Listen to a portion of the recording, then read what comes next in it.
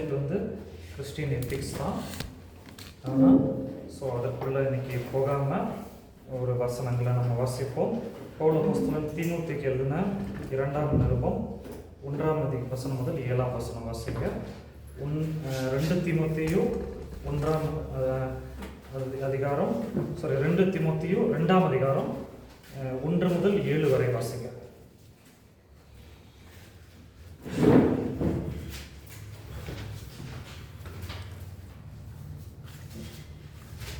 ஆதலால் என் குமாரனே, கிறிஸ்து இயேசுவினுள்ள கிருபையில் பலப்படும். அநேக சாட்சிகளுக்கு முன்பாக நீ என்னிடத்தில் கேட்டவைகளை மற்றவர்களுக்கு போதிக்கத்தக்க உண்மையுள்ள மனுஷனிடத்தில் ஒப்புவி. நீயும் இயேசு கிறிஸ்துவுக்கு நல்ல போர் சேவகனை தீங்கு அனுபவி. தன்னில் சேவகம் பண்ணுகிறவனும் தன்னை சேவகம் எழுதி கொண்டவனுக்கு ஏற்றவனாக இருக்கும்படி பிழைப்பு கடுத்த அலுவல்களில் சிக்கிக் கொள்ள மாட்டான். மேலும் ஒருவன் மல்யுத்தம் பண்ணினாலும் சட்டத்தின்படி பண்ணாவிட்டால் முடிசூட்டப்படான். பிரயாசப்பட்டு பயிரிடுகிறவன் பலனில் முந்தி பங்கடைய வேண்டும். நான் சொல்லுகிறவைகளை சிந்தித்துக் கொள். கர்த்தர் எல்லா காரியங்களிலும் உனக்கு புத்தியை தந்தருள்வார். ஸோ வசனங்கள்லாம் ரொம்ப முக்கியமான வசனம். சில வசனங்களை நம்ம தியானிப்போம். அப்போ பாருங்கள். ஸோ முதல்ல வந்து நீ வந்து பவுல் தீமோத்தேயுக்கிட்ட சொல்கிறாரு, நான் உனக்கு கற்பித்ததை மற்றவர்களிடத்தில் ஒப்புவி, போதிக்கத்தக்க மற்றவர்களிடத்தில் ஒப்புவி அப்படின்னு சொல்லி பவுல் வந்து தீமோத்தேயுக்கு சொல்கிறாரு. ஸோ இது ரொம்ப முக்கியம். பைபிள் காலேஜில் நானும் டேனி பிரதரும் லாஸ்ட் வீக் டேனி செல்வராஜ் டைரக்டரும் லாஸ்ட் வீக் நாங்கள் பேசிகிட்டு இருக்கும்போது நம்ம கல்லூரி 2 மாதம் நம்ம நடத்தி நமக்கு என்ன ப்ளஸ் மைனஸ் அப்படின்னு டிஸ்கஸ் பண்ணும்போது சில காரியங்கள் வந்தது. நம்ம ரொம்ப அதிகமான கூட்டத்தை எடுக்க முடியலனாலும் ஒரு கையெடுக்க கூட்டத்தை, ஒரு முக்கியமான மக்களை வந்து உருவாக்கிட்டு இருக்கிறோம். அதுக்கு எக்ஸாம்பிள் ரிச்சர்டோட பேச்செல்லாம் வந்துச்சு. என்னென்னா ரிச்சர்ட் வந்து அன்றைக்கி பைபிள் குவிஸ்லாம் பண்ணார் பார்த்தீங்களா. பைபிள் குவிஸ் பண்ணி அது பெஸ்ட்டாக பண்ணார். ஸோ இது வந்து பைபிள் காலேஜ் மூலமாக வர்ற ஒரு இது. அதே போல் நிஷா சிஸ்டரோட பேச்சு வந்துச்சு. அப்போஸ்தல சபையில் வந்து டீச்சராக உங்களை அப்பாயின்மெண்ட் பண்ணியிருக்கிறாங்க நிஷா சிஸ்டரை. ஸோ இதுலேருந்து வர ப்ராடக்ட்டு. ஐயாவும் நிறைய ஊழியம் பண்ணுறீங்க. சிஸ்டர் வரலையா அன்றைக்கி? ப்ரேயர் போயிருக்காங்களா? சரி ஓகே. ஸோ என்ன சொல்ல வரேன்னா, நம்ம வந்து நாங்கள் உங்களிடத்தில் போதிச்சிருக்கோம். நீங்கள் வந்து இந்த காஸ்பலை மற்றவங்களுக்கு போதிக்கணும். தேவர்ஷோட பகுதிக்கு ஐயா நீங்கள் முடிஞ்ச பைபிள் ஸ்டடி எடுங்க. வீட்டில் 5 பேர் வந்தாலும் பரவாயில்ல, 5 பேருக்கு நீங்கள் எடுங்க. அப்போது இந்த காஸ்பல் உங்களுக்கு ரீச் ஆகும்போது நீங்கள் மற்றவங்களுக்கு ரீச் பண்ணுறீங்க. அப்படி வந்து இந்த சுவிசேஷமும் வேத பாடமும் வந்து அது பரவி கொண்டு இருக்கும். ஸோ அதுக்கு நீங்கள் ரெடியாக இருக்கும். பவுல் தான் சொல்கிறார் தீமோத்தேயுக்கு, நான் உனக்கு கற்பித்தேன், நீ மற்றவங்களுக்கு கற்பி, உண்மை உள்ள மனுஷர்களிடத்தில் ஒப்புவி. ஸோ அதே போல் தான் நம்ம Maranatha Bible college Samaritan hospital பக்கத்தில் இருந்துச்சு. தெரியுமா ஐயா உங்களுக்கு? தெரியாது. தெரியுமா? கேள்விப்பட்டிருக்கீங்க? அப்போ தெரியுமா? இப்போ தான் கேள்விப்பட்டிருக்கீங்களா? சொல்லியிருக்கீங்க. அந்த காலேஜும் இதே மாதிரி ஒரு சின்ன காலேஜ், ஒரு 10 பேர் தான் இருந்தாங்க. 10 பேருக்காக கேலிக்கேட்லேருந்து 5 ப்ரொஃபஸர்ஸ் வந்து எடுப்பாங்க. 5 பேர் வந்து எடுக்கும்போது சில நேரம் சோர்ந்து போயிடுவாங்க டிராஃபிக்லலாம் மாட்டி. ஆனால் அதில் ஒரு நல்ல எக்ஸாம்பிள் ஆண்டவர் என்ன வந்து ஒரு முதல்வராக உயர்த்தி உள்ளார். இன்றைக்கி நான் பல இடங்களில் கிளாஸ் எடுத்துகிட்டு இருக்கேன். அன்னைக்கு அவங்க போட்ட அஸ்திபாரம் இன்னைக்கு பல இடங்களில், கடந்த வாரத்தில் நாங்கள் ஊட்டி கடந்து சென்றோம். நானும் டேனி பிரதர்லாம் கடந்து சென்றோம். ஊட்டியில் ஒரு பெரிய ஒரு சிமர்னான்னு சொல்லி ஒரு பழமையான ஹோம். Smyrna home தெரியுமாயா? ஊட்டியில் சிமர்னா ஹோம் தெரியுமா? மைசூர் பேலஸ் இல்லை, மைசூர் பேலஸ் சைடா? ஓகே. Town hill. ஆமாம், அந்த மேடு ஏறணும் அப்படி. கரெக்டு. ஸோ அந்த இடத்துல எந்த ஹாஸ்பிட்டலுமா தெரியல, படிக்கலாம். சரி. ஸோ அங்கே வந்து நமக்கு ஒரு ஓப்பனிங் கிடச்சிருக்கு. ஸோ ஏன் நான் சொல்ல வரேன்னா, நமது பைபிள் காலேஜ் வந்து ஏதோ சின்ன இங்கே ஒரு 10 பேரோட கிடையாது. நமக்கு ஒரு பெரிய கனெக்ஷன் இருக்குது. பெங்களூரில் பிரான்ச் இருக்குது, சென்னையில் பல இடங்களில் பிரான்ச் இருக்குது. குறிப்பாக சொல்ல போனோம்னா சென்னையில் வந்து சவுத் சென்னை ஐடி ஏரியாவில் இந்த வருஷத்தில் 4 பிரான்ச் நமக்கு கிடச்சிருக்கு. துரப்பாக்கம், செம்மஞ்சேரி, அதுக்கப்புறம் சோழிங்கநல்லூர், அட்வென்ட் கத்தீட்ரலில் நமக்கு பிரான்ச் ஓப்பன் ஆகிருக்கு. இன்னொன்று காரப்பாக்கம்னு சொல்லி ஒரு ஏரியாவில். அப்போ வந்து நான் ஏன் இதை சொல்ல வரேன்னா, உங்களுக்கு நீங்கள் சோர்ந்து போக வேண்டாம்னு சொல்ல வரேன். 5 பேர் 4 பேர் தான் இருக்கிறோமே, நாங்கள் பிடிஹெச் படித்து என்ன கிடைக்கும், எம்பிஏ படித்து எனக்கு என்ன கிடைக்கும் அப்படின்லாம் நினைக்காதீங்க. அதுக்கு நான் ஒரு லைவ் எக்ஸாம்பிள். மற்ற பேர்லாம் வந்து ஜஸ்ட்டு படித்தாங்க, சர்டிஃபிகேட் வாங்கினாங்க போனாங்க. பட் நான் அதை வந்து தொடர்ச்சியாக இது பண்ணதுனால வசனம் அதான் சொல்லுது, உள்ளவன் எவனோ அதிகம் கொடுக்கப்படும், இல்லாதவனிடத்தில் இருக்கிறதும் எடுத்துக்கொள்ளப்படும். நீங்கள் ஆண்டவருக்காக பிஸியாக இருந்தீங்கன்னா உங்களுக்கு அதிக பொறுப்பு கொடுப்பாங்க. நீங்கள் சும்மா உட்காந்துருந்தீங்கன்னா இருக்கிறதே ஆண்டவர் எடுத்துருவார். ஸோ நாங்கள் ஒரு ஸ்தாபனம் வச்சுருக்கோம். எங்கள் ஸ்தாபனத்துலேயும் நான் எப்படி ஹேண்டில் பண்ணுவேன்னா, யார் நல்லா ஒர்க் பண்ணுறாங்களோ அவங்களுக்கு எக்ஸ்ட்ரா ஒர்க் கொடுப்போம். அமைதியாக பேசிக் ஒர்க் பண்ணுறவங்களுக்கு பேசிக் ஒர்க் பண்ணிட்டு விட்டுருவோம். ஒர்க் பண்ணாதவங்களை அப்படியே பெஞ்சில் உட்கார வச்சு தூக்கிடுவோம். ஸோ இது வந்து பிப்ளிக்கல் பிரின்சிபல். நீங்கள் ஆண்டவருக்காக பிஸியாக இருந்து பாருங்கள், உங்களுக்கு ஆண்டவர் இன்னும் பொறுப்புகள் கொடுப்பாரு, இன்னும் இது பண்ணுவார். அமைதியாக இருந்து அப்படியே உட்கார வச்சுருவார். அதுக்கப்புறம் நம்ம பொறுப்பை செய்யலைன்னா பொறுப்பை எடுத்துருவார். கூடலூர் பகுதியில் பார்க்கும்போது அநேக போதகர்மார்கள் 10 பேர் வச்சு சாட்டிஸ்ஃபை ஆகிட்டு இருக்கிறாங்க. எனக்கு அதில் உடன்பாடு இல்லை. 10 விசுவாசிகளை வைத்து விட்டு இதுதான் ஆண்டவர் அழைத்தது அப்படின்னு சொல்லி சாட்டிஸ்ஃபையாக உட்கார்ந்துருக்கிறாங்க. அது ஆண்டவருடைய காலிங்காக. ஸோ இதை நம்ம திங்க் பண்ணி பார்க்க வேண்டும். ஆண்டவர் என்ன சொல்கிறோன்னா, பழுகி பெருக வேண்டும். சென்னை போன்ற பகுதிகளில் இன்னொரு பார்ட் இருக்குது.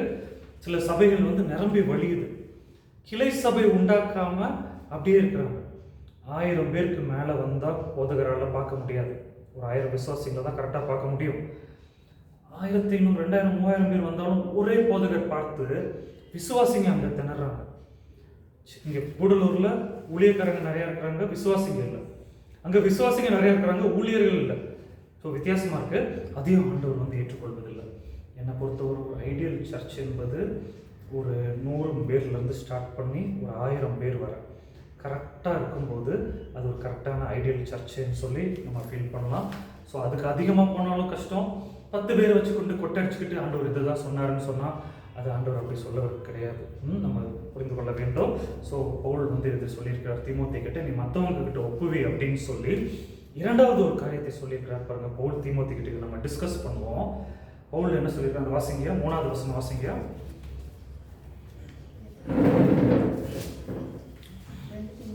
2 தீமோத்தேயு 2ஆம் அதிகாரம் 3ஆம் வசனம் வாசிங்க.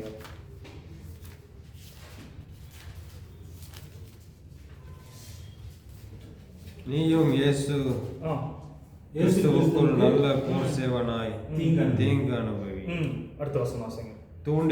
தன்னில் சேவகம் பண்ணுகிற எவன் தன்னை சேவகம் எழுதி கொண்டவனுக்கு ஏற்றவனாய் இருக்கும்படி பிழைப்பு கடித்த அலுவல்களில் சிக்கிக் கொள்ள மாட்டான். ஓகே, இது நல்ல வசனம். இதை நம்ம ஒரு 5 minutes டிஸ்கஸ் பண்ணுவோம். இன்றைய தினத்தில் நான் அநேக ஊழியக்காரர்களை பார்க்குறேன். ஸோ முன்னாடியெல்லாம் ஃபுல் டைம் ஊழியத்துக்கு நிறைய பேர் வருவாங்க. நாங்களாம் ஃபுல் டைம் ஊழியத்துக்கு வந்தோம். டேனியல் ஃபுல் டைம் ஊழியத்துக்கு வந்தாங்கல்ல, முழு நேர ஊழியத்துக்கு வந்தார். இந்த காலகட்டத்தில் நான் சில சபை பொதுவர்கள்கிட்ட பேசும்போது ஃபுல் டைம் ஊழியம் செய்ய வேண்டாம், ஒர்க் பண்ணிகிட்டே ஊழியம் செய்வோம் அப்படின்னு சொல்லி அநேகர் சொல்கிறாங்க. ஒரு ரீசன் ஃபாரின் ஃபண்ட் நின்று போச்சு, மக்கள் பழைய மாதிரி காணிக்க கொடுக்குறதில்ல, அதெல்லாம் ஓகே தான். ஆனால் பவுல் இங்கே தீமோத்தேயுக்கிட்ட சொல்கிறாரே, நீ பிழைப்புக்கு அடுத்த அலுவல்களில் சிக்கிக்கொள்ளாதே. எப்படின்னா என்ன அர்த்தம்னா, தண்டில் சேவகம் பண்ணிக்கிறோம். தண்டுனா என்னன்னு தெரியுமா? தண்டுனா மிலிட்ரியில் சேவகம் பண்ணுகிறவங்க பிழைப்புக்கு அடுத்த அலுவல்களில் சிக்கிக்கொள்ள மாட்டார். ஸோ ஊழியம் வந்து மிலிட்ரி போடுது. இப்போ மிலிட்ரியில் இருக்கிறவங்க மிலிட்ரி முடித்தோடனே 9 to 5 ஜாப் மிலிட்ரியில் கிடையாது. மிலிட்ரியில் 9 o'clock போய் ஆஃபீஸில் சைன் போடுவேன், 5 மணிக்கு வீட்டுக்கு வந்துடுவேன், ரெஸ்ட் எடுப்பேன்னு கிடையாது. எப்போ வேணாலும் ஒர்க் வரும். போலீஸ் டிபார்ட்மெண்ட்டில் எப்போ வேணாலும் ஒர்க் வரும். ஸோ அவர்களுக்கு வந்து நான் 5 மணிக்கு மேலே பார்ட் டைமாக ஒர்க்குக்கு போனேன், இல்லைனா மளிகை கடை வச்சேன்னு சொல்லி அவங்களால வைக்க முடியாது. ஆனால் இன்றைய தினம் வந்து அநேக ஊழியர்கள் நான் வந்து ஒர்க் பண்ணிகிட்டே ஊழியர் செய்கிறேன். நான் சில ஸ்தாபன தலைவர்களெல்லாம் போன வாரம் பைபிள் காலேஜுக்காக சந்தித்தேன். இப்போ அவங்க என்ன சொன்னாங்கன்னா, நாங்கள் ஒர்க் பண்ணிகிட்டே ஊழியம் செய்கிறோம், அதுதான் எங்களுடைய காலிங் அப்படி இப்படின்னு சொல்கிறாங்க. அது எப்படி புரிந்து கொள்ளலாம்? என்ன நினைக்கிறீங்க ரிச்சர்ட்? ஃபுல் டைம் ஊழியம் நல்லதா, ஒர்க் பண்ணிகிட்டே ஊழியம் நல்லதா? அழைப்பு இல்லை, அழைப்பு கரெக்டியா? இன்னொன்று இங்கே பவுல் தீமோத்தேயுக்கு தெளிவாக சொல்கிறாரு, தண்டில் சேவகம் பண்ணுகிற எவனும் பிழைப்புக்கு அடுத்த அலுவல்களில் சிக்கிக்கொள்ள மாட்டான். ஸோ பவுலே வேலை செஞ்சு தான் ஊழியம் மாத்துறாரு. ஓகே, இது ஒரு கொஸ்டின். பவுல் வேலை செஞ்சு தான் ஊழியம் செஞ்சார். ஓகே, நிஷா என்ன சொல்கிறீங்க? ஊழியம் கடவுள் எல்லாம் பார்த்துக்குவார். அதனால முழு நேர ஊழியங்கிறது சிறப்பு. ஓகே, ஐயா சொல்லுங்க. முழு நேரம் ஊழியங்கிறது சிறப்பு. 4 ஆத்மாக்கள் வந்து அவங்க முழுமையாக அவங்கள மேலே கண்காணிப்பு வச்சு ஒரு ஆண்டுக்குள்ள கொண்டு நடத்தலாம். பார்ட் டைம்ங்கிறது அவங்க வேலைக்கும் போகணும், மற்ற நேரங்களில் தான் அவங்க போய் ஊழியத்துக்கு செய்யணும். ரெண்டுக்கும் கொஞ்சம் வித்தியாசம் இருக்கு. ஓகே, ஆமாம், அது ஏதாவது சொல்கிறீங்களா? அது கரெக்டாக சொல்கிறேன். முழு நேரம் கடவுளுக்குன்னா முழு நேரம் விட்டு கொடுத்தோம். சரி, வேலை ஊழியம் செஞ்சுட்டு இதுன்னா 2லையும் காலை வைக்க முடியாதுங்களா? வைக்க முடியாது. ஒரு ஊழியம் வந்து 2 பேர் 2 இடத்துக்கு வேலை செய்ய முடியாது. கத்தோலிக் ஃபாதர்ஸ்லாம் ரொம்ப ஸ்ட்ரிக்ட்டு. ஊழியம் செய்யணும்னா ஃபேமிலி இருக்கக்கூடாது. ஸோ ரொம்ப ஸ்ட்ரிக்டாக இருக்கிறாங்க. நமக்கு ஃபேமிலி இருக்குது, அதனால் வேலை செய்கிறேன்னு சொல்கிறாங்க. இங்கே கூடலூரில் நிறைய பாஸ்டர்ஸ் இருக்கிறாங்க. ஏன்னா மலையாள பாஸ்டர்ஸ் எல்லாம் வந்து என்ன பண்ணுவாங்கன்னா தோட்டத்தில் வேலை செஞ்சு தான் ஊழியம் செய்வாங்க. சாட்டர்டே சண்டே மட்டும் தான் மலையாள பாஸ்டர்ஸை மோஸ்ட்லி சர்ச்சில் பார்க்க முடியும். 10 நாள்களெல்லாம் தோட்டத்தில் தான் இருப்பாங்க. ஸோ கவனிச்சு பாருங்கள். ஆனால் நான் பிலீவ் பண்ணுறேன், ஆண்டவர் வந்து ஃபுல் டைம் ஊழியத்தை வச்சிருக்கிறாரு. ஃபுல் டைம் ஊழியத்தை ஆண்டவர் போஷிப்பாருன்னு சொல்லி நான் பிலீவ் பண்ணுறேன். கடந்த நாட்களில் ஒரு மிஷினரி கிட்ட பேசிகிட்டு இருக்கும்போது அவர் வந்து பார்ட் டைமாக ஊழியம் செய்கிறேன்னு சொல்லி சொன்னார். அப்போது நான் வந்து சொன்னேன், என்னுடைய அழைப்பு no one can serve 2 masters. 2 எஜமான்களுக்கு ஊழியம் செய்ய ஒருவனாலும் கூடாது, ஒருவனை பகைத்து மற்றவனை சிநேகிப்பான். அதை நான் சொன்னேன். என்னுடைய அழைப்பு வந்து ஃபுல் டைம் ஊழியம். தம்பி கேட்டார், பவுல் வந்து ஊழியம் வேலை செஞ்சுட்டே ஊழியம் செஞ்சுருக்காரு, கான்டெக்ஸ்ட் படிக்கணும் என்னென்னா சிம்பிளாக சொல்கிறேன், நாட் ஃபார் டிகிரேடிங். பிடிஹெச்சில் வந்து ஒன்லி வசனம் நம்ம கற்றுக் கொடுப்போம். ஆனால் மாஸ்டர் டிகிரி போன்ற இடத்துல வரும்போது அதோடைய கான்டெக்ஸ்ட்டு உள்ள, அதாவது பிடிஹெச் வந்து நார்மல் பிஏ மாதிரி மேலோட்டமாக இருக்கும். மாஸ்டர் டிகிரி வந்து கான்டெக்ஸ்டோட படிப்போம். கான்டெக்ஸ்டோட படிக்கும்போது பவுல் அப்போஸ்தலன் வந்து போகிற இடத்துலலாம் வேலை செஞ்சுட்டே இருக்கல. பவுல் அப்போஸ்தலன் உள்ளவங்களே அவருக்கு தேவையான கொடுத்துட்டாங்க. இன்னொன்று, பவுல் அப்போஸ்தலன் அக்கிலா பிரிஸ்சில்லா வீட்டில் சுமார் 1.5 வருஷம் தங்கி இருக்கிறார். தங்கி இருக்கும்போது நம்ம சும்மா உட்காந்து அவங்க வீட்டில் சாப்பிட்டுட்டு சும்மா இருக்க வேண்டாம்னு சொல்லி அவங்க செஞ்ச வேலைக்கு ஹெல்ப் தான் பண்ணார். பவுல் அப்போஸ்தலன் பிஸ்னஸ் பண்ணலங்க, நல்லா புரிஞ்சுக்கொள்ளுங்க. இன்னொன்று, போகிற இடத்துலலாம் எபேஸில் போனோன்னு அங்கே என்ன வேலை இருக்குன்னு சொல்லி பண்ணலை. சிம்மர்னாவில் அங்கங்கே போய் வேலை பண்ணலை. ஆக்கிலா பிரிஸ்சில்லா வீட்டில் இருக்கும்போது அவங்க வீட்டில் இருந்து சும்மா சாப்பிடக்கூடாதுன்னு சொல்லி அவங்க செஞ்ச வேலைக்கு ஹெல்ப் பண்ணார். ஸோ பவுல் அப்போஸ்தலன் ஃபுல் டைம் மினிஸ்ட்ரி பண்ணியிருக்காங்க, அதை நம்ம புரிந்து கொள்ள வேண்டும். ஆனாலும் சில காரியங்கள் இருக்கிறது, ஃபாரின் ஃபண்டு வரல, சில காரியங்கள் இருக்குது, ப்ராக்டிக்கல் காரியங்கள் இருக்குது, நம்ம அதை டிஸ்கஸ் பண்ணுவோம் இன்றைக்கி. ஆனால் என்னால் அதை புரிஞ்சு கொள்ள முடியல. பிகாஸ் என் லைஃப்லேருந்து சொல்லும்போது ஆண்டவர் ஒரு சம்பளம் கூட இதுவரை வாங்க விடலை. நான் ஒர்க் பண்ணி உலக வேலை பண்ணி ஒரு 100 ரூபா கூட வாங்கியிருக்க மாட்டேன்னு நினைக்கிறேன், என் மெமரி கரெக்டாக இருந்துச்சுன்னா. இப்போ சொந்தக்காரங்க கடையிலலாம் போய் ஹெல்ப் பண்ணியிருக்கிறோம், அது வேறு விஷயம். ஆனால் சம்பளம்னு சொல்லி வாங்கலை. ஆனால் பைபிள் டீச்சிங் மூலமாக ஆண்டவர் அற்புதமாக போஷிக்கிறாரு, அற்புதமாக வழி நடத்துகிறாரு. ஸோ நிறைய இதுலேயே டைம் கரெக்டாக இருக்குது. ஊழியத்துக்கு ஃபுல் டைம் அழைச்சாரு, நான் வந்துட்டேன். ஆனால் சில ஊழியர்காரர்களை பார்க்கும்போது, பேசும்போது, கேள்விப்படும்போது எனக்கு அது புரிய மாட்டேங்குது. ஸோ அதை ஆனால் வேதம் தெளிவாக சொல்லுது, மிலிட்ரி ஊழியத்தை வந்து மிலிட்ரி மாதிரி பார்க்க வேண்டும். ஊழியத்தில் 9 to 5 ஜாப் கிடையாதுங்க, அதை நான் மறுபடியும் அழுத்தி சொல்கிறேன். ஸோ நானும் ஒரு காலத்தில் அதை வந்து ரொம்ப நைட் வீட்டில் பேசிகிட்டு இருந்தேன். 25 வயசு வரை நான் வந்து ரொம்ப ரெஸ்ட் எடுத்துகிட்டு இருந்தேன். அன்னைய தினம் மட்டும் ஓட்டினா போதும் அப்படின்னு நினச்சிட்டு இருந்தேன். 26 வயசுலேருந்து ஆண்டவர் என்னை வந்து பிஸியாக ஓட வச்சு இன்றைக்கி வந்து இப்போ ஃபார் எக்ஸாம்பிள் கூடலூர் வந்தோன்னா 4 ப்ரோக்ராம் மினிமம், ஒரு 4-5 ப்ரோக்ராம் போட்டுட்டு தான் நான் வருவேன். அவ்வளோ தூரம் வரும்போது எக்ஸாம்பிள் சொல்கிறேன் பாருங்கள். நேற்று தினம் அப்போஸ்தல சபையில் அருமையான ஒரு பைபிள் ஸ்டடி 10 பேர் வந்திருந்தாங்க. 10 பேருக்கு நல்ல வாஞ்சியாக இருந்தாங்க. பைபிள் ஸ்டடி இருக்குது, அந்த ஒரு செய்தார் இன்றைக்கி இங்கே. அதுக்கப்புறம் ஈவினிங் வந்து நாங்கள் முதுமலை காடுகளுக்குள்ளே நாங்கள் கடந்து செல்கிறோம். அது முடித்த பிற்பாடு நாளைய தினம் ஒரு சிஎஸ்சி சபையில் போனாலும் போவேன். அதுக்கப்புறம் மண்டே வந்து ஊட்டியில் ஒரு 2வது ஓரியன்டேஷன் இருக்குது. அடுத்து டியூஸ்டே நான் சென்னைக்கு போவேன். சென்னையில் பைபிள் கிளாஸ் இருக்குது. ஸோ ஏன் இதை சொல்ல வரேன்னா, ஆண்டவர் வந்து பிஸியாக வச்சுருக்கிறார். பிஸியாக வச்சு நான் அதை மிலிட்ரி ஒர்க் மாதிரி தான் பார்க்குறேன். மிலிட்ரி ஒர்க்குக்கு டைமிங் கிடையாது, இரவும் பகலும் பணி செய்ய வேண்டும். அப்போ நீங்களும் அந்த மைண்ட் செட்டை புரிந்து கொள்ளுங்கள். ஊழியம் வந்து 9 to 5 ஒர்க் கிடையாது, ஆஃபீஸ் ஒர்க் கிடையாது, ஒயிட் காலர் ஜாப் கிடையாது. அப்போ நான் வந்து சோர்ந்து போயிடுவேனே, டயர்டாகிடுவேனே, ஆண்டவர் பார்த்துக்கொள்வார். அற்புதமாக சாட்சி சொல்கிறாங்க. எவ்வளோ ட்ராவல் பண்ணி என்ன பண்ணாலும், இத்தனை தண்ணி மாற்றி குடித்தாலும் ஒரு நாளும் நான் கோல்டுன்னு சொல்லி ஒரு மீட்டிங்கும் மிஸ் பண்ணதில்லை, ஒரு நாள் கூட. இது பெருமையாக சொல்லலை, ஆண்டவருடைய ஊழியத்துக்கு போகிறனால ஆண்டவர் பார்த்துக்கொள்கிறார்.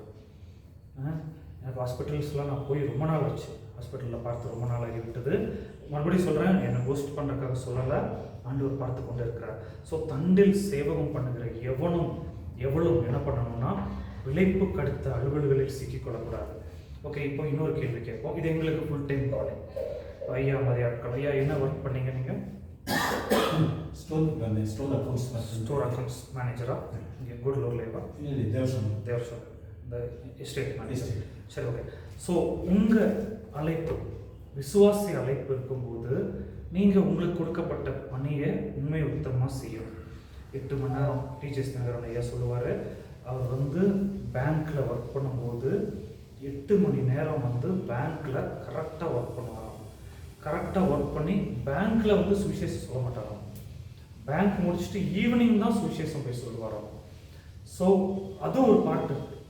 விசுவாசிகள் உங்களுக்கு உள்ள அழைப்பு என்ன? விசுவாசிகள் வந்து ஒர்க் டைமில் ஒர்க் பண்ணணும், ப்ரேயர் டைமில் ப்ரேயர் பண்ணணும், ஊழியம் டைமில் ஊழியம் பண்ணணும். சிலர் என்ன பண்ணிடுறாங்க, நான் விசுவாசிகள் என்ன பண்ணிடுறாங்க, உங்களெல்லாம் நான் சொல்லலை, ரெக்கார்டிங் பண்ணிட்டு இருக்கு, நான் ஜென்ரலாக சொல்கிறேன், பொதுவாக சொல்கிறேன். சில விசுவாசிகள் என்ன பண்ணுறாங்கன்னா, வேலைக்கு போகாமல் அந்த டைம் ஊழியம் சொல்லி வந்து, ஊழியத்துக்கு அழைப்பு இருந்திருக்காது அவங்களுக்கு, அவங்க என்ன பண்ணுவாங்கன்னா, ஊழியத்துக்கு வந்து வீட்டுக்கு பொருட்களை கொண்டு வர முடியாமல் நான் ஊழியத்துக்கு போனேன்னு சொல்லி வேஸ்ட் பண்ணுவாங்க, குடும்பத்தை கவனிக்காம. ஸோ இதை டீச்சர்ஸ் தினகரன் அவங்க மெசேஜில் ஒரு நாள் சொன்னார். அவருடைய ஆஃபீஸில் வந்து அநேக மக்கள் வருவாங்களாம், அநேக ஊழியர்கள் ஜொல்னா பையை தூக்கி போட்டு வருவாங்களாம். வந்து ஐயா எனக்கு கஷ்டமாக இருக்குது, எனக்காக ப்ரேயர் பண்ணுங்கள், எனக்கு சப்போர்ட் பண்ணுங்கள் அப்படி இப்படி சொல்லுவாங்களாம். அப்போ டீச்சர்ஸ் தினகரன் வந்து ஒரு நாள் ஆண்டவர்கிட்ட கேட்டாங்களாம், என்ன ஆண்டவரே, அநேக ஊழியர்கள் வர்றாங்களே, வந்து ஜொல்னா பையை போட்டுட்டு வர்றாங்களே, எனக்கே பாவமாக இருக்கே, என்ன ஆண்டவரே பண்ணுறது அப்படின்னு சொல்லி அவர் கேட்கும்போது ஆண்டவர் ஒரே வார்த்தையில் சொல்லிட்டாராம், நான் அவங்களை அழைக்கல மகனே, அவங்களா தன்னைத்தானே ஊழியர்கள் சொல்லி ஜோல்னா பையை தூக்கிட்டு அப்படியே ரோட சுற்றுறாங்க, ஊராக சுற்றுறாங்க.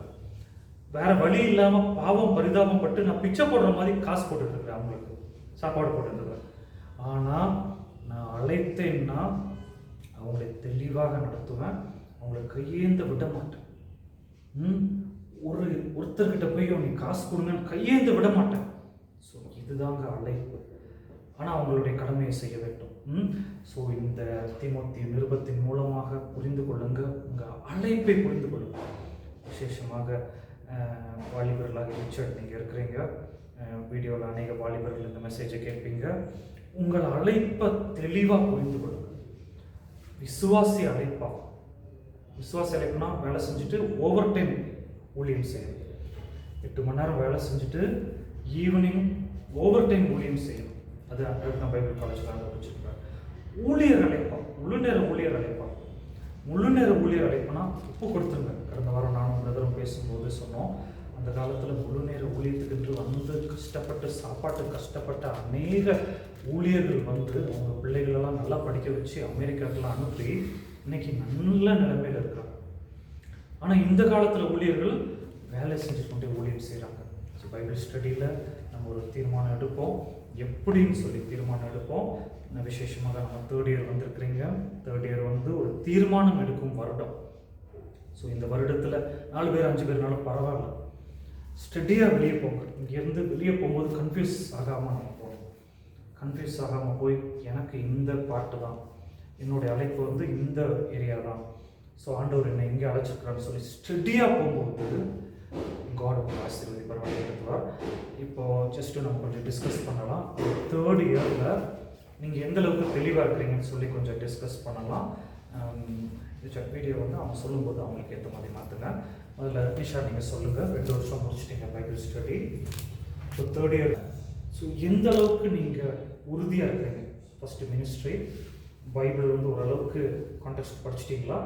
ஸோ எந்த அளவுக்கு உறுதியாக இருக்கிறீங்கன்னு சொல்லி ஒரு 2-3 நிமிஷம் பேசுங்க. நான் ஸ்டார்டிங்கில் இங்கே வர்றப்போ பெருசாக பைபிளும் படிக்கல. உள்ளே வந்து என்ன இருக்குன்னு சொல்லி எனக்கு தெரியாது. நார்மலாக என்ன இயேசு நமக்காக இருந்தார் இந்த இது கான்செப்ட் மட்டும் தான் தெரியும்.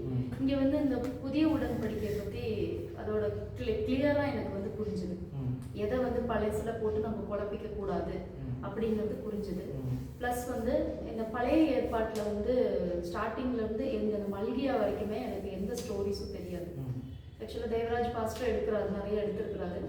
அதன் மூலமாக அவர் எடுத்ததை வச்சு நாங்கள் படிக்கும்போது எந்த காலகட்டத்தில் எது நடந்துச்சு அதை வந்து நம்ம புதிய ஏற்பாட்டோட போட்டு நம்ம கன்ஃபியூஸ் பண்ணிக்க கூடாது அப்படிங்கிறது. இந்த கான்டெஸ்ட் பேக்ரவுண்ட் இதெல்லாம் நீங்கள் சொல்லி கொடுக்கும்போது அந்த சூழலுக்கு ஏற்ப பைபிளுக்குள்ளே போய் எப்படி படிக்கணும் அப்படிங்கிறத தெரிஞ்சுக்கிட்டேன். அதனால இப்போ நான் பழைய ஏற்பாடை ஆரம்பத்துலேருந்து வாசிச்சுட்டு வரேன். இப்போ படிக்கும்போது எனக்கு தெளிவாக புரியுது இந்த காலகட்டத்தில் இது வந்து நடந்துச்சு அப்படிங்கிறது. நான் வந்து அதில் உள்ள வசனத்தை அப்படியே எனக்கு இப்போ வந்து அப்ளிகபிளாக நான் எடுத்துக்க முடியாது. சில வசனங்கள்லாம் அப்படி தான் இருக்கும். இது வந்து எனக்கு இப்போ நல்லா புரியுது. ஏன்னா ஸ்டார்டிங்கில் படிக்கும்போது எனக்கு புரியல. இது இப்படி சொல்லப்பட்டிருக்கே, புதிய ஏற்பாட்டில் அப்படியே மாறா சொல்லப்பட்டிருக்கு அப்படின்னு சொல்லி நான் கன்ஃபியூஸ் ஆனேன். ஆனால் இப்போ வந்து எனக்கு நல்லா கிளியராக இருக்குது. அது மட்டும் இல்லாமல் என்னோட நோக்கம் என்ன அப்படிங்கிறத வந்து எனக்கு தெரிஞ்சுது. இப்போ நான் நிறைய டைம் இந்த உலகத்தில் நான் நெட் எக்ஸாம் அந்த மாதிரி யூஜிசி நெட் எக்ஸாம்லாம் நிறைய வந்திருக்கு. நான் எழுதியிருக்கேன், குவாலிஃபை ஆகியிருக்கேன். ஆனால் எனக்கு போகிறதுக்கான சூழ்நிலை அமையலை, தடைப்பட்டுட்டே இருந்துச்சு. ஆனால் இந்த பைபிள் படிக்கும்போது இந்த பைபிள் காலேஜில் எனக்கு ஒரு லெக்சரிங் மாதிரி எனக்கு வருது அப்படிங்கிற ஒரு நம்பிக்கை வந்து ஆண்டவர் கொடுத்துருக்குறாரு. இதில் வந்து கிளாரிட்டியாக என்னால் எடுக்க முடியும் அப்படிங்கிற ஒரு தெளிவு.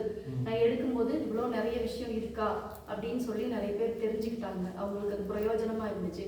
ஸோ இன்னும் கூட மேலும் நான் இதில் வந்து சிறப்பாக செய்யணும் அப்படிங்கிறது என்னோட ஆசை. ஆண்டவரோட அழைப்பு வந்து நான் முழு நேரமாக செய்யணும்னு தான் நான் ஆசைப்படுறேன். இங்கே கொஞ்சம் வேறு ஏதாவது உலக வேலையை பார்த்துட்டு செய்யணும்னு ஆசைப்படலை. முழுசாக அவருக்கு வேண்டிய நான் 5 நாள் 6 நாளுமே நான் ஃபுல்லாமே மற்றவங்களுக்கு பிரயோஜனமாக இருக்கணும் அப்படிங்கிறது. நான் ஒரு அம்மாவாக இருந்தாலும் கூட நான் குழந்தைங்களுக்கு என்ன ஸ்பெண்ட் பண்ண முடியுமோ அதை ஸ்பெண்ட் பண்ணிவிட்டு மற்ற நேரங்கள் எல்லாமே வந்து பிரயோஜனமாக லெக்சரிங்க்கு வேண்டி போகணும் அப்படிங்கிறது. ஆனால் பைபிளை படிக்கிற வரைக்கும் இப்போ வந்து தெளிவாக எனக்கு புரியுது, ஃபுல்லாமே புரியுது. எந்தெந்த கான்செப்ட் எங்கே சொல்லப்பட்டிருக்கிறது நல்லா தெரியுது. எந்த ஒரு கன்ஃபியூஷனுமே இல்லை. ஓல்டு டெஸ்டமெண்ட் நியூ டெஸ்டமெண்ட்ன்றது கன்ஃபியூஷன் இல்லை. புதிய உடன்படிக்கை கரெக்டாக எனக்கு தெரிஞ்சிருச்சு. தெரிஞ்சனால எனக்கு எல்லாமே ஒரு தெளிவான பார்வையை வந்து பரிசுத்த ஆவியானவர் தர்றாரு. அவரோட ப்ரெசன்ஸ் இந்த காலேஜுக்கு வந்ததுலேருந்து முன்னால் இருந்ததை விட அவர் ஆவியானவரோட ப்ரெசன்ஸில் லீட் பண்ணுறது எனக்கு புரியும். அதனால தான் ஒரு தெளிவான ஒரு மனக்கண்ணுன்னு சொல்லுவோம், அது மாதிரி ஒரு வே கிடச்சிருக்குன்னு சொல்லணும்.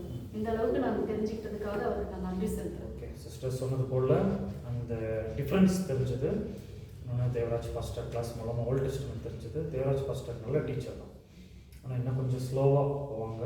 ஸ்லோவாக போனாலும் நிறைய காரியங்களை சொல்லி கொடுக்குறாரு. ஆனால் அதை அவர் ஸ்டடீஸோட அவர் கேட்குறத மட்டும் நம்ம படித்து பார்த்தா அது தெளிவாக புரிஞ்சிடலாம். இன்னொன்று அவர் கொஞ்சம் என்ன சொல்கிறது,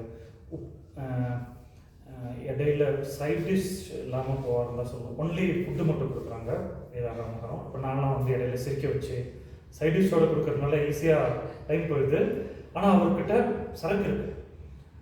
என்ன நம்ம வந்து அதை கவனிக்கணும், நம்ம வந்து ஒத்து கவனிக்கணும். சரிங்களா? ஸோ இப்போ நல்ல ஒரு சாட்சி.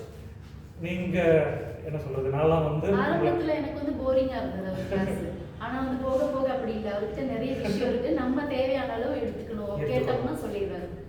நல்ல காரியம் இது. சிஸ்டர் சொன்னது போல் ஒரு காரியத்தை நான் இங்கே ஃபோக்கஸ் பண்ண விரும்புகிறேன். நாங்கள்லாம் வந்து பைபிள் டீச்சர்ஸ் நாங்கள் அதிகமாக படிச்சுட்டே இருப்போம். இந்த புக்கெல்லாம் வந்து ஹென்ரி ஹாலேன்ட்டு ஒரு வேத பண்டிதர் எழுதினவர்.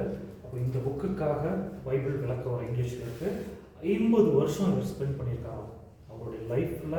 ஏன்னா அப்போல்லாம் இன்டர்நெட் கிடையாது, எதுவுமே கிடையாது, பிரிண்டிங் கூட கிடையாது, சரியான பிரிண்டிங். 50 வருஷம் நிறைய பிரதர்ஸ் அண்ட் சிஸ்டர்ஸ். ஸோ இதை நான் படிக்கும்போது இன்னும் அதிக கருத்துக்கள் எனக்கு வருது. இதை எதில் சொல்ல வரேன்னா, இங்கே கூடல ஒரு பகுதியில் சில பாஸ்டர்ஸ் கிட்டலாம் பார்த்து பேசுவோம். சில பாஸ்டர்ஸோட மெசேஜ் எல்லாம் பார்ப்போம். பார்க்கும்போது பல பேர் வந்து அரைச்சமாகவே அரைச்சிட்ருக்காங்க. அவங்களுக்கு புதுசாக சொல்ல தெரியல. முதல் வாரத்தில் ஒரு மெசேஜ் கொடுப்பாங்க, 2வது வாரத்துலேயும் அதே மெசேஜை ரிப்பீட் பண்ணுவாங்க. முக்கியமான பாயிண்ட்ஸ் எதனால உட்காந்து ஸ்டடி பண்ணல, எனக்கு எல்லாம் தெரியும் அப்படின்னு சொல்கிற ஒரு மைண்ட் செட். எப்போ ஒருத்தர் எனக்கு எல்லாம் தெரியும்னு சொல்லி நம்ம நினைக்கிறோமோ அன்னைக்கு நம்ம ஸ்டடி நின்று போச்சு, அன்னைக்கு நம்ம வளர்ச்சி நின்று போச்சு. பவுல் அப்போஸ்தலன் வந்து சொல்கிறாரு, கடைசி நாளில் கூட அவரை வந்து ஜெயிலில் வச்சுருக்கிறாங்க. தீமோத்தேயு கிட்ட லூக்கா கிட்ட சொல்கிறாரு, நீ வரும்போது தோல் சுருளை கொண்டு வா. தோல் சுருள்னா புக்கு. நான் புக்கு படிச்சுட்டு தான் சாகணும். அது மாத்திரமல்ல, மேலங்கியை கொண்டு வா, நீ என்னுடைய கூட்டி கொண்டு வா. என்ன அர்த்தம்னா, ஜெயிலில் பயங்கர குளிர், நான் குளிரில் செத்து போகக்கூடாது, நான் புக்கை படித்து ஆண்டவருக்காக ரத்த சாட்சியாக மறிக்கணும். ஸோ ரீடிங் ஹேபிட் இருக்கிறவங்களுக்கு தெரியும், இது ஒரு பயங்கரமான நம்ம ஒரு வளர்ச்சிங்க. இன்றைக்கி நிறைய பேர் வந்து மொபைலில் அடிக்ட் ஆகி கிடக்குறாங்க. நானும் சில நேரம் மொபைல்லாம் பார்க்குறேன். ஆனால் நான் வந்து மொபைலில் அதிகமாக ஆர்டிகிள்ஸ் ரீட் பண்ணுவேன். யூடியூப் வீடியோ பார்க்குறத விட, மற்ற காரியங்களுக்கு ஸ்பெண்ட் பண்ணுறதை விட மொபைலில் ஆர்டிகிள்ஸ் வரும் பார்த்தீங்களா, சில ஆர்டிகிள்ஸ் நிறைய வரும், புக்கில் வர்றது அப்படி வரும் பார்த்தீங்களா, அதை ரீட் பண்ணுவேன். ஆனாலும் புக்கை ரீட் பண்ணும்போது தான் நமக்கு கண் ஸ்ட்ரெயிட்டாக இருக்கும், அதை ரீட் பண்ணும்போது நமக்கு கண் ப்ராப்ளம் வரும். ஸோ என்ன சொல்ல வரேன்னா, பைபிள் டீச்சர்ஸ் தான் வந்து அந்த ஒரு ஃப்ளோவில் அப்டேட்டாக இருக்க முடியும். பைபிள் ஸ்டூடெண்ட்ஸ் நீங்களும் அப்கிரேடாக இருக்க முடியும். பல போதகர்கள் எடுத்துக்கொள்ளுங்கள். நீங்கள் பேர் 4 மெசேஜை கேளுங்க, உங்களுக்கு தெரியும், உங்களுக்கு அந்த டிஃப்ரென்ஸ் தெரியும். அவங்களுக்கு வந்து 1 hour டைமை பார்த்து சில பேர் ஓட்டுவாங்க. டைம் இன்னும் எத்தனை மணி நேரம் இருக்குது, மெசேஜ் கொடுக்கணும் அப்படின்னு சொல்லி ஓட்டுவாங்க. ஜனங்கள் வேறு வழி இல்லாமல் உட்காந்துருப்பாங்க. அப்போது ஒரு 10 நிமிஷம் நம்ம பேசுகிறோன்னு வைங்க, நமக்கு 10 நிமிஷம், ஒரு 10 பேர் இருந்தாங்கன்னா 10 × 10 100 நிமிஷம். அப்போ 100 நிமிஷத்தை நம்ம வேஸ்ட் பண்ணுறோம், தெரிஞ்சோ தெரியாமையோ. ஆனால் அதிகமாக நம்ம படிக்கும்போது நம்ம என்ன பண்ணுறோன்னா, அப்கிரேட் ஆகி மற்றவங்களுக்கு பிரயோஜனப்படுத்துகிறோம். ஸோ இன்னும் படிங்க, PhD வரை படிங்க சிஸ்டர். ஸோ பைபிளில் படிங்க, நாங்கள் உங்களுக்கு ஹெல்ப் பண்ணுறோம். நான் அடுத்து இந்த மாதிரி எடுக்க சொல்கிறாங்க, ஃபாஸ்ட்டாக எடுக்க சொல்லும்போது நம்ம ஃபுல்லாக படிக்காமல் நம்ம போய் தெளிவாக எடுக்க முடியாது. நமக்கு விஷயம் இப்போ டவுட் கேட்டாங்கன்னா நம்ம சொல்கிறதுக்கு ரெடியாக இருக்கணுங்கிறதுனால இப்போ பழைய ஏற்பாடு டெய்லியுமே அப்படியே ஃபுல்லாக ஸ்டார்டிங்லேருந்து அப்படியே படிச்சுட்டு வரேன். இப்போ இதில் ஒன்று படித்தேன்னா அப்படியே நியூ டெஸ்டமெண்ட்லேயே ஒன்று அப்படியே படிச்சுப்பேன். படிக்கும்போது நமக்கு அது என்ன சொல்லப்பட்டிருக்கு அப்படிங்கிறது தெளிவாக தெரியுது. பழைய ஏற்பாடு தெரியணுங்கிறதுக்காக ஃபுல்லாக நான் படிச்சுட்டு வரேன். ஓகே. ஸோ சராம்பூர் நீங்கள் படிங்க. ஏன்னா ஐயா நீங்களும் சராம்பூர் படிக்க, இது முடிச்சுட்டு சராம்பூர் படிக்க வேணும்னா படிக்கலாம் ஐயா. சொல்லியிருக்கேன், நான் சொல்லியிருக்கேன் சராம்பூரில் ஒரு டிகிரி போடுவேன். ஏன்னா இப்போ நமக்கு எல்லாத்துக்கும் தெரியும், சராம்பூர் தான் வந்து வேர்ல்டு வைடு அங்கீகரிக்கப்பட்டது. ஸோ இப்போது நான் வந்து இப்போ பெண்டெகோஸ்டலை விட வெளியே தான் எங்களுக்கு அதிக கிளாஸஸ் வருது. அட்வென்ட் சர்ச்சு, நஸ்ரேன் சர்ச்சு, CSI போன்ற இடங்களில் வருது. ஸோ நானும் சராம்பூரில் ஏதாவது டிகிரி பண்ணலாமான்னு சொல்லி யோசிச்சுட்ருக்கிறேன். ஸோ அதுக்கு பிளான் பண்ணிகிட்ருக்கிறேன். ஸோ நீங்களும் இந்த டிகிரி முடித்ததுக்கப்புறம் சராம்பூர் படிக்க விரும்புனா நீங்கள் படிங்க. அது ஒன்ஸ் படித்தோன்னா நம்ம லைஃப் லாங் ஸ்டடி மாதிரி. ரிச்சர்ட் நீங்களாம் யோசிங்க, ஏன்னா இன்னும் நல்ல ஸ்கோப் இருக்குது. அதாவது நம்ம பர்சன்ட்டை மட்டும் பார்க்கக்கூடாது, பல விதமான இது இருக்குங்க. இன்றைக்கி வந்து நம்ம ஒரு அவுட்லைனே நம்ம வச்சுக்கொள்ளலாமே. சில பேர் என்ன பண்ணுவாங்கன்னா, பிள்ளைகளை படிக்கும் போதே வேலைக்கு அனுப்பிடுவாங்க. பிள்ளைங்களும் வேலைக்கு போயிட்டு 100 ரூபா கொண்டு வருவாங்க. 100 ரூபா கொண்டு வரும்போது அந்த 100 ரூபா வந்து பெரிய அமௌண்ட் மாதிரி தெரியும். ஆனால் பிள்ளைகளோட எதிர்காலத்தை என்ன பண்ணுறாங்கன்னா, அவங்க வந்து சிதைச்சி விடுறாங்க. ஆனால் சில பேர் வந்து நல்லா படிக்க வச்சு பிள்ளைகளை நல்ல சேலரி, ஹை சேலரியில் 1 lakh மாதிரி கொண்டு வர வைக்கிறாங்கல்ல. அதே போல தான் ரிச்சர்ட் மாதிரி ஆட்களுக்கெல்லாம் யூத் இருக்கிறனால இப்போ நீங்கள் திங்க் பண்ணக்கூடாது படிக்கிறத பற்றி. இப்போ படிக்க வேண்டிய டைம் எவ்வளோ நம்ம படிக்க முடியுமோ படிச்சிடணும். அதுக்கப்புறம் மேரேஜ் ஆகி ஃபேமிலியெல்லாம் வந்துருச்சுன்னா உட்காரவே முடியாது, புக் எடுத்துகிட்டு உட்கார முடியாது. பல தடை வரும். தடை வரும்போது அதுக்கப்புறமும் படிக்கிறவங்க ஒரு சிலர் தான் படிக்க முடியும், ரொம்ப ரேர். பல டிஸ்டர்பன்ஸ் வரும். ஸோ இப்போ வந்து மேக்ஸிமம் கோர்ஸ் படிக்கலனாலும் பரவாயில்ல, புக்கு படிக்கும். புக்கை படித்து அப்கிரேட் பண்ணி வைத்துக் கொள்ளுங்கள். ஆண்டவர் உங்களுக்கு கிருபை தருவாராங்க. ரிச்சர்ட் சொல்லுங்கள். ரிச்சர்ட் அப்படியே வீடியோ மாற்றிக்கோங்க. சொல்லுங்கள். படிப்பு மூலமாக நானும் டேனிக்கெல்லாம் பேசணும், நல்லா டெவலப் ஆகிருக்காங்க. உங்கள் வாயில் வந்து கேட்கப்படுது. 2 வருஷம் பல வேதத்தில் உள்ள பல விஷயங்களை தெரிஞ்சுக்கிட்டேன். குறிப்பாக நீங்கள் இப்போ சொன்னீங்களா, பவுல் வேலை செஞ்சது, இந்த மாதிரி சின்ன சின்ன விஷயங்கள் கூட எனக்கு அதுக்கான விளக்கம் நிறைய கிடச்சிச்சு. தொடர்ந்து நான் செய்கிற பைபிள் டிரான்ஸ்லேஷன் வேலைக்கும் ரொம்ப யூஸ்ஃபுல்லாக இருக்குது. சரி, என்ன தீர்மானம் எடுத்துருக்கிறீங்க? பைபிள் காலேஜ் முடிச்சோடனே என்ன செய்ய போகிறீங்க? எப்படி அப்ளை பண்ண போகிறீங்க? தொடர்ந்து பைபிள் டிரான்ஸ்லேஷன் வேலை பார்த்து அந்த ஊழியத்தில் தொடரலாம். ஸோ இதை செய்யுங்க. இந்த படிப்பு வந்து உங்களுக்கு பைபிள் டிரான்ஸ்லேஷன் யூஸ்ஃபுல்லாக இருக்குன்னு சொல்லி கேள்விப்பட்டு ரொம்ப சந்தோஷமாக இருக்குது. ஐயா அப்படியே சொல்லுங்க. தேர்ச்சி அடைந்தவன் இல்லையா நான். வேதாகமத்தை நல்லா கற்றுக்கொள்ளணுங்கிற வாஞ்சு சீக்கிரமாக அந்த அந்த இதை நான் நிறைவேற்றிடுவேன். கற்றுடைய கிருபை ஆயுசு கொடுத்தாருன்னா வேதாகமத்தை தொடர்ந்து படிச்சுருக்கேன். அதை அந்த படித்து அதை நிறைவேற்றிட்டுன்னா அவங்களுக்கு நான் சாட்சியம் சொல்லிட்டு சொல்கிறேன். Okay okay. இது அதிகமாக கற்றுக்கொள்ளணும்னு சொல்லிங்க என்னை சீரமாக்கு அனுப்புனாங்க. ஓகே. எனக்கு அது திருப்தி இல்லை. போனது லெப்ரசி ஹாஸ்பிட்டல் இன்சார்ஜ் கொடுத்தாங்க, அப்புறம் ஐ ஹாஸ்பிட்டல் இன்சார்ஜ் கொடுத்தாங்க. அப்புறம் அதை விட்டுட்டு வந்துட்டேன். அந்த இங்கே ஒரு முகாம் நடந்துச்சு, அந்த முகாமோட நான் நின்றுட்டேன். அப்புறம் இந்தியாவில் நம்ம கோர்ஸ் இந்த பாம்பேயில் சில கரஸ்பாண்டன்ட் கோர்ஸு ஒரு 2 subject 3 subject MR Bible college Vellore இதிலே கொஞ்சமாக படித்தது திருப்தி இல்லைங்க. அப்புறம் நான் தான் இப்போ அந்த உதாரணத்தை சொல்லணும், ஆவி ஆத்மா சரீரம் பழைய ஏற்பாட்டு பின்னணி புதிய ஏற்பாட்டு பின்னணி இப்படிலாம் சொல்கிறாங்கன்னு போய் புக் ஸ்டாலில் போய் ஒவ்வொரு புக்கெலாம் தேடி வாங்கி வாசித்து இன்னைக்கு ஆண்டுக்குள்ள ஒரு 1000க்கு மேற்பட்ட புக்கு இருக்குன்னு வைங்களேன். இந்த புக்குகளை வாங்கி தேடி படிச்சுக்கிட்டேன். இது பெரிய ஒரு விசேஷம் என்னன்னா, முகஸ்துதிக்காக சொல்லலை, சிஎஸ்ஐயில் ஒருத்தர் வந்து பிரசங்கம் பண்ணார். பிரசங்கம் பண்ண சாயல்புரம் ஐயாவுக்கு தெரியும். சாயல்புரத்துக்கு வந்த ஜியோ போப் ஐயாவுடைய வாழ்க்கையை குறித்து அப்படியே டச் பண்ண பாருங்க. அப்போ தான் எனக்கு இந்த திருச்சபை வரலாறு மேலே ஒரு பெரிய தாக்கம் ஏற்பட்டுச்சு. இப்போ அதை குறித்து அந்த புக்கை குறித்து வாங்கும்போது மதுரை சிஎல்எஸ்டைய 9 புக்கு வாரி திருச்சபை வரலாறு ஒவ்வொன்றா கொடுக்குற ஐயா கொடுங்க. இப்படியெல்லாம் சம்பவங்கள் நடந்திருக்கா, நம்ம ஆண்டுக்குள்ளே வர்றதுக்கு இவங்க இப்படியெல்லாம் பாடுபட்டுருக்காங்க, முழு நேரமாக உழைத்து செஞ்சுருக்காங்க.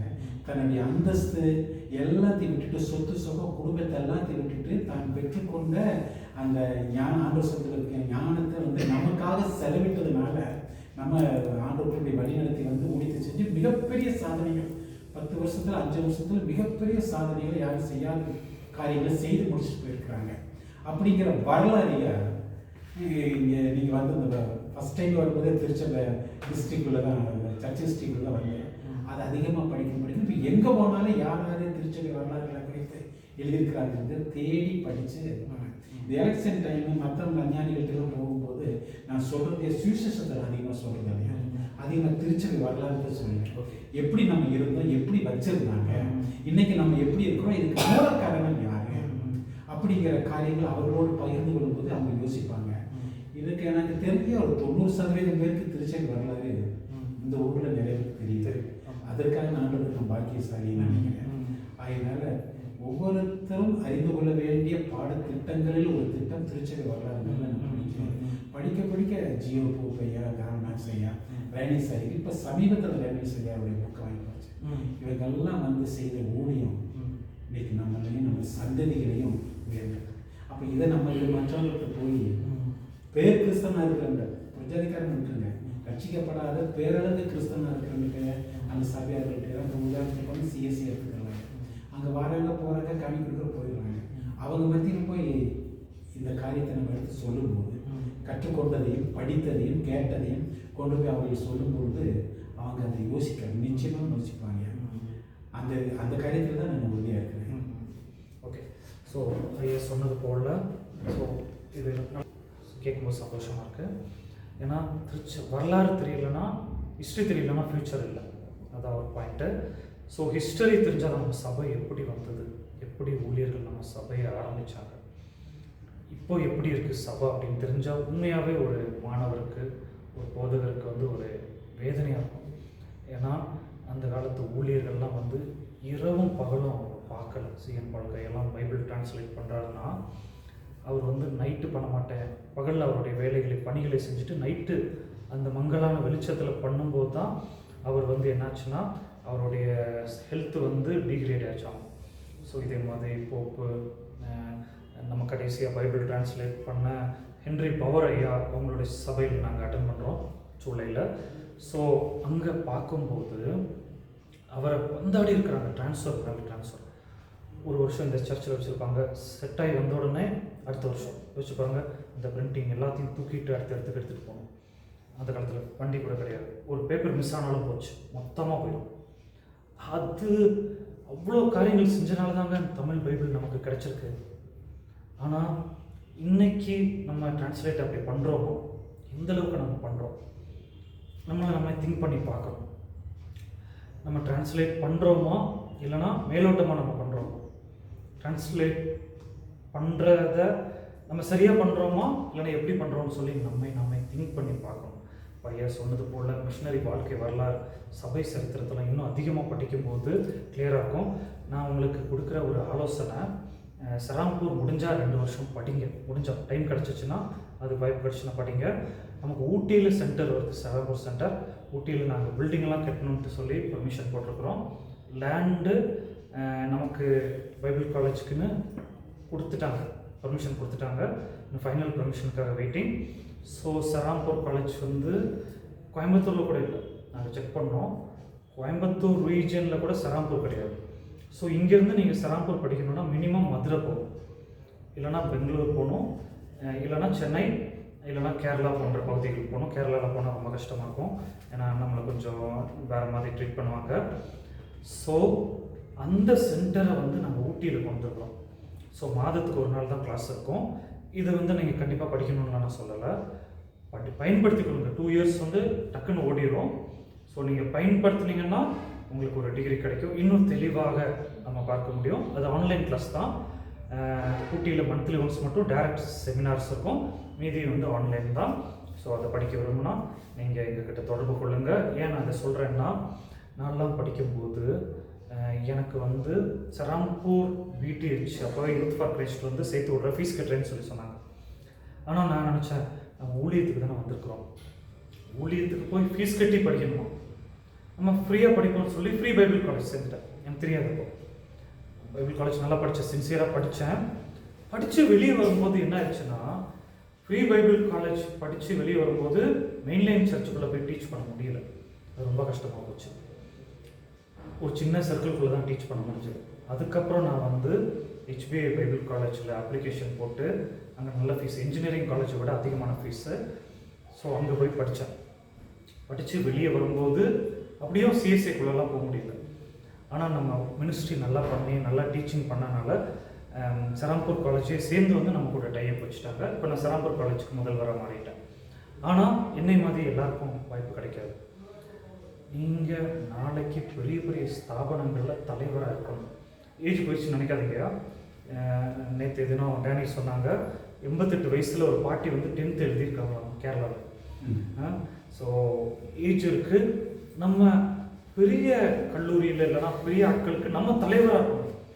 எப்போவுமே அந்த சீட்லேயே உட்காந்துருக்கக்கூடாது. உங்களை என்கரேஜ் பண்ணுறதுக்காக சொல்கிறேன். இந்த சீட்டு வரணும். நானும் இந்த சீட்டில் நான் உட்காந்துருக்க மாட்டேங்க. என் ஆஃபீஸில் நான் அதை சொல்லுவேன். சில பேர் வந்து அவங்களுக்குள்ள சீட்டை கட்டி பிடிச்சிட்டு உட்காந்துருப்பாங்க. அப்போ என்ன அர்த்தம்னா, கவர் அவங்களை அங்கே தான் உட்கார வச்சுருப்பாரு. நான் சொல்லுவேன், இந்த சீட்டில் நான் உட்கார மாட்டேன் எப்போவுமே. I want to go next above grade, அடுத்த ப்ரொமோஷன் வேணும். ஸோ அதுக்கெல்லாம் வந்து என்ன பண்ணணும்னா, நமக்கு பேசிக் படிப்பு, நல்ல படிப்பு வேணும். ஆண்டவர் உங்களுக்கு வாய்ப்பை கொடுத்தார் என்றால் நீங்கள் படிங்க. இன்னொரு 2 வருஷம் கூட, பட் எல்லாரும் படிக்க சொல்லலை. இன்னும் நிறைய காரியங்கள் தெரிந்து கொள்ளலாம். மற்றவங்களை நம்ம தெளிவாக வழி நடத்தலாம். சில நேரங்கள் பாருங்கள், அங்கே இருந்துட்டு பேசினா யாரும் கேட்க மாட்டேங்கிறாங்க. இங்கே இருந்துட்டு தப்பாக பேசினாலும் சரின்னு சொல்கிறாங்க. இது உலகத்தில் வழக்கம் வேறு வழி இல்லை. ஆனால் சின்ன வயசுலலாம் கரெக்டாக தான் பேசுவேங்க. ஆனால் எனக்கு பொசிஷன் இல்லாதனால ஒரு பையன் மதிக்க மாட்டோம். இப்போ வந்து வேறு வழி இல்லாமல் மதிக்கிறாங்க. அப்போ தான் நான் புரிஞ்சுக்கிட்டேன், சில இடத்துல வந்து சில இடத்துக்கு வேணும் போகிறோம். ஐயா சொன்னதுக்கு அதான் கூடலூரில் சர்ச் ஹிஸ்ட்ரினா 99 பாஸ்டர்ஸ்க்கு தெரியாது. அப்போ நான் எடுத்த சர்ச் ஹிஸ்ட்ரியை வந்து பெஞ்சமின் பாஸ்டர் லேர்ன் பண்ணி அதை கொண்டு போய் பாஸ்டர்ஸ் ஃபெலோஷிப்பில் பெஞ்சமின் பாஸ்டர் பேசினாங்களாம் சர்ச் ஹிஸ்ட்ரி. இன்னும் பேசுங்கன்னு சொல்லி அதிகமாக வந்து அவங்கள என்கரேஜ் பண்ணாங்கன்னு சொல்லி அவங்க எனக்கு ஃபோனில் பேசினாங்க. பெஞ்சமின் ஐயாவும் நம்ம காலேஜில் படிக்கிறாங்க. ஸோ இதெல்லாம் கேள்விப்படும்போது இதுதான் எங்களை இயங்க வைக்குது. இன்னும் அதிக ஸ்டெப்பு போகணும் இயங்க வைக்குது. ஸோ அந்த காரியத்தை உங்களுக்கும் நான் சொல்கிறேன். நீங்களும் அதை அந்த டைம் இருந்தால் நீங்கள் கடைப்பிடிங்க. ஓகே, அடுத்தது வந்து நம்ம கிறிஸ்டியன் எத்திக்ஸ்குள்ளே போகலாம். எத்திக்ஸ்குள்ளே போகிறதுக்கு முன்னாடி டீ பிரேக் இருக்கா? ஆமாம், டீ இருக்கா? யார் போடுவாங்க? சரி, நீங்கள் போட்டுட்ருங்க. நம்ம ஒரு 10 minutes எடுத்து பிரேக் எடுத்துகிட்டு அதுக்கப்புறம் கிறிஸ்டியன் எத்திக்ஸ்குள்ளே கடந்து போவோம். இது பாஸ் பண்ணி இது தனி சாப்டர் அடுத்து சார்.